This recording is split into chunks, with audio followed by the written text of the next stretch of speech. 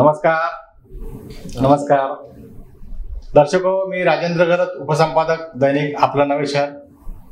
आज आमच्या स्टुडिओत सचिन अजिनाथ गर्जे या खेळाडूला मी बोलवलेला आहे. सचिन गर्जे हा पेंचाक सिलाट या इंडोनेशियन युद्धकलेमधला प्रवीण खेळाडू आहे. त्याने अनेक राष्ट्रीय आणि आंतरराष्ट्रीय क्रीडा स्पर्धांमध्ये पदकं मिळवलेली आहेत. तो मूळचा आष्टी येथील, पण गेली 15 वर्षांहून अधिक काळ नवी मुंबई येथील बोनकोडे येथे राहतो. रापा नाईक कोपरखंड या शाळेचा तो माजी विद्यार्थी आहे. आणि त्यातही आनंदाची गोष्ट म्हणजे त्याला सीमा सुरक्षा बल या केंद्रीय यंत्रणेकडून नोकरीची संधी प्राप्त झालेली आहे. नोकरीच्या शोधात अनेक जण असतात. भारताच्या केंद्रीय यंत्रणांनी, केंद्रीय सुरक्षा विषयक यंत्रणांनी त्याला नोकरीसाठी नुकताच पत्र पाठवलेलं आहे. त्याची नेमणूक नेपाळ किंवा भूतान या सीमेवर होईल आणि तेथे तो त्याचं कर्तव्य बजावेल. अशा या सचिनचं मी आमच्या या मुलाखतीच्या सत्रात हार्दिक स्वागत करतो. नमस्कार. आपले नवं शहर यांनी मला मुलाखत घेण्यासाठी या ठिकाणी बोलवलं, त्यासाठी मी आपले आभार मानतो. सचिन, मला सांग की तू मूळचा आष्टीचा, पाथर्डी भागातला. तुझं शालेय जीवन तिकडेच गेलं की तू शालेय जीवनात नवी मुंबईमध्ये आलास? नवी मुंबईमध्ये आलो मी शालेय जीवनासाठी.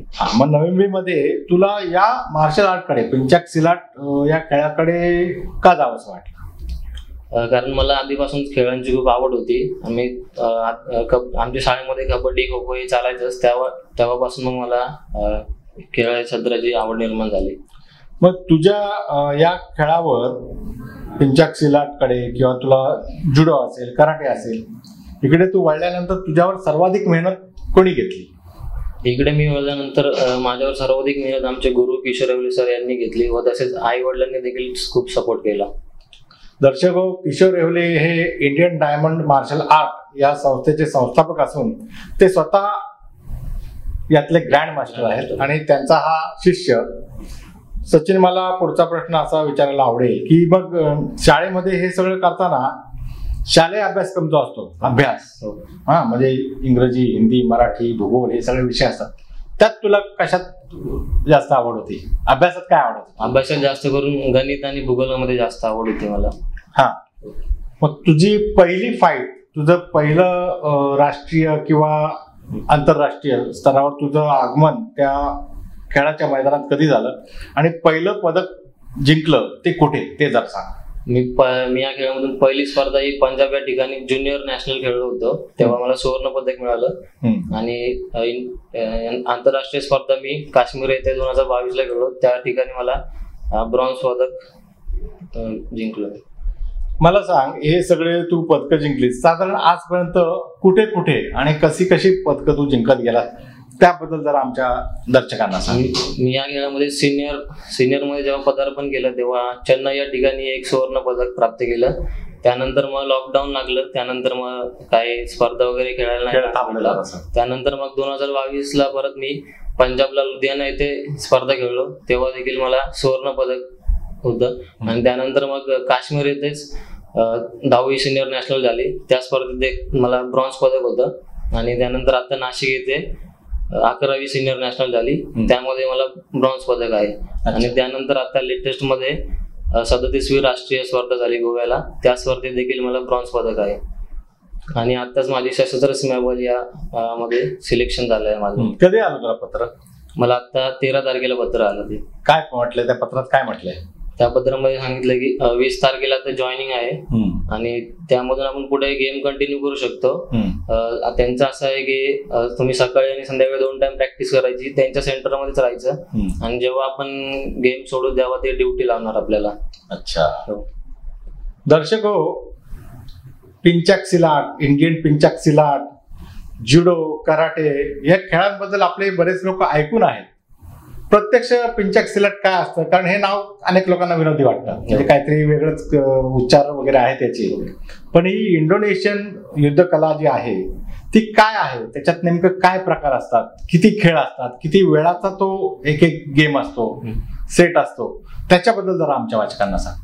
पेंचाक सिलाट हा इंडोनेशियन मार्शल आर्ट गेम आहे. या प्रकारामध्ये अनेक प्रकारचे डिफेन्स आणि अटॅक आहेत. या खेळामध्ये एकूण 5 इव्हेंट आहेत. त्यामध्ये सोलो, तुंगल, टेंडिंग, रेगू आणि गंडा हे 5 इव्हेंट आहेत. तर प्रत्येक इव्हेंटला 3-3 मिनिटं परफॉर्मन्स करायचा असतो आणि स्टँडिंग इव्हेंटला 2 मिनिटाचे 3 राऊंड होतात. असं 6 मिनिटाचा परफॉर्मन्स द्यायचा असतो. या खेळामध्ये मुली पण येऊ शकतात? हो, या खेळामध्ये मुली सहभाग घेऊ शकतात. आता हे तुमचं किशोर येवले सरांचं जी संस्था आहे त्याच्यामध्ये साधारण किती मुली त्यामध्ये साधारण लहानपासून मोठ्यापर्यंत अशा अनेक मुली आहेत, खूप मुली आहेत. किती वर्षापर्यंत खेळता येतात? हा खेळ 45 वयाच्या वर्षापर्यंत खेळू शकतो आपण. या खेळामध्ये कुणाला, खेळाडूला, मुलीला असेल मुलाला असेल, जखमी होण्याची शक्यता किती असते? हात मोडणे, पाय मोडणे. या खेळामध्ये जखमी होण्याची शक्यता कमी आहे, कारण फेसवरती अटॅक नाहीच आहे, चेस्ट वरती आणि स्टमक वरतीच अटॅक आहे आणि फक्त बॅक साईडला. त्यामुळे या खेळामध्ये जखमी होण्याची शक्यता कमी आहे. कदाचित एखादा जर फिटनेस नसेल आपला तर तो इंजुरी होऊ शकतो. अच्छा. या खेळातून आजवर आता तुला जसं पत्र आलं सीमा सुरक्षा बलाचं नोकरीसाठी, तसं तुझ्या या सहकार्यांपैकी आणखी किती लोकांना या प्रकारच्या नोकरीची संधी मिळाली? पूर्ण भारतातून अशा 12 जणांना संधी मिळाली आहे. अच्छा. त्यात इथले किती आहेत? नवी मुंबईतले? महाराष्ट्रातून मी एकटाच आहे आणि बाकीचे सगळे अदर स्टेटचे आहेत. या खेळाकडे आकृष्ट होण्यामध्ये मराठी मुलामुलींचा भरणा किती आहे? म्हणजे जर आपण देश पातळीवर जर लक्ष दिलं तर मराठी मुलं कमी आहेत की जास्त आहेत? देश पातळीवर जर आपण पाहिलं तर या खेळामध्ये महाराष्ट्र गेले 10 वर्ष झाले पहिल्या स्थानावरती आहे. अच्छा. आणि महाराष्ट्र संघाची मुलांची संख्या देखील जास्त असते. इथे आता सीमा सुरक्षा बलाची नोकरी तुला मिळाली, त्या व्यतिरिक्त आणखी कुठे कुठे कामाच्या संधी मिळू शकतात या खेळामध्ये जर आपण प्रावीण्य मिळवलं तर? त्या व्यतिरिक्त आणखी ITBP, BSF, CSF, CRPF, Indian post, income tax, Mumbai custom या अनेक वेगवेगळ्या क्षेत्रात नोकरीची संधी मिळू शकते. अच्छा. तर दर्शक, आपण पाहत असाल की केवळ खेळ नाही, म्हणजे केवळ छंद खेळ नाही, तर छंदाला भाकरीची जोड, भाकरीला नोकरीची जोड, अशा प्रकारचा छंद आहे. तर आता आपण पाहूया त्याची एक छोटीशी फाईट, त्याचं एक दृश्य.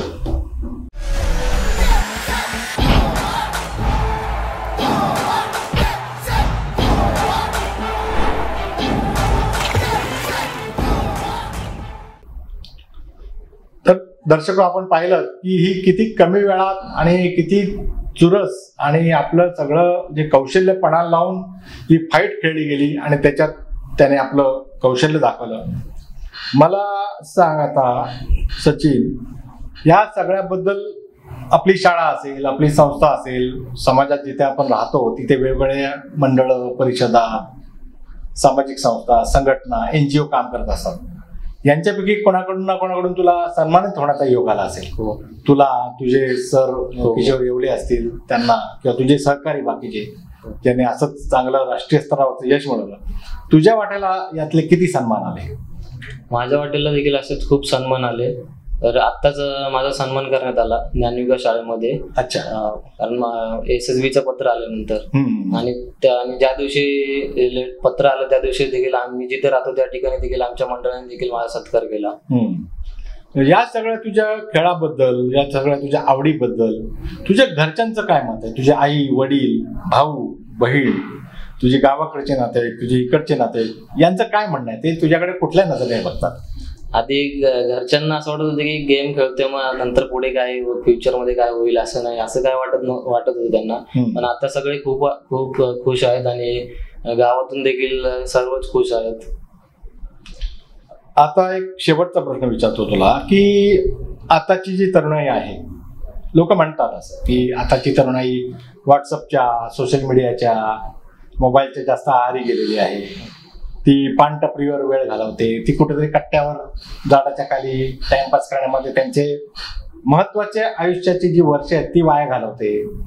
या सगळ्या मुलामुलींना तू काय सांगायला बघशील? आता नुकताच एक व्हिडिओ फिरतोय सोशल मीडियावर, ज्यात 2 मुली अंमली पदार्थांचं सेवन करून नको त्या अवस्थेत तिथे झुलताना दिसल्या आणि मग ते दुसऱ्या एका समाजसेवकाने ते सगळं समोर आणलं आणि ते सोशल मीडियावर व्हायरल केलेलं आहे. तर या तरुणाच्या 17 वर्षाच्या मुली आहेत, 17-18 वर्ष, 12वीच्या वगैरे मुली आहेत. या सगळ्या तरुणाईला तू एक तरुणांमधून आता सीमा सुरक्षा बलात नोकरीसाठी जाणारा एक युवक आहेस, तू या मुलामुलींना काय सांगायला मागशील? तर मी यांना हेच सांगेल की आपण या सगळ्या गोष्टींमध्ये वेळ वाया घालू नये, कारण एकदा गेलेली वेळ परत येत नाही आणि या सर्व हे करून आपल्याला काही भेटत नाही. आई वडिलांचे नाव खराब होते, तर असं आपण केलं नाही पाहिजे. या सर्व गोष्टींपासून दूर राहिलं पाहिजे आणि चांगल्या गोष्टींकडे लक्ष दिलं पाहिजे. नुकताच त्याची निवड भारतीय सुरक्षा बलांसाठी झालेली आहे. सीमा सुरक्षा बलाचं त्याला पत्र आलेलं आहे. लवकर तो कामाच्या ठिकाणी रवाना होईल. त्याची प्रॅक्टिस सरावही चालू ठेवेल आणि तो खेळातही नाव उंचावेल. तो नवी महाराष्ट्राचं आणि भारताचंही नाव उंचावेल, याच्याबद्दल आमच्या मनात काहीच शंका नाही. त्याने आमच्या या स्टुडिओतून आम्हाला या मुलाखतीचं सहकार्य केलं आणि तरुण तरुणींना आपली वाट कशी चांगली निवडावी यासाठी योग्य त्या शब्दात त्याने मार्गदर्शन केलं. त्याबद्दल सचिनचे आभार आणि त्याला पुढील वाटचालीसाठी खूप खूप शुभेच्छा. धन्यवाद. तर दर्शको, याची मुलाखत कशी वाटली ती नवेशर यूट्यूब आणि नवेशर फेसबुक पेज या मुलाखती खाली असणाऱ्या कमेंट बॉक्समध्ये आपलं कमेंट अर्थात आपला अभिप्राय देऊन अवश्य कळवा आणि आमचं चॅनल सबस्क्राईब करा. धन्यवाद.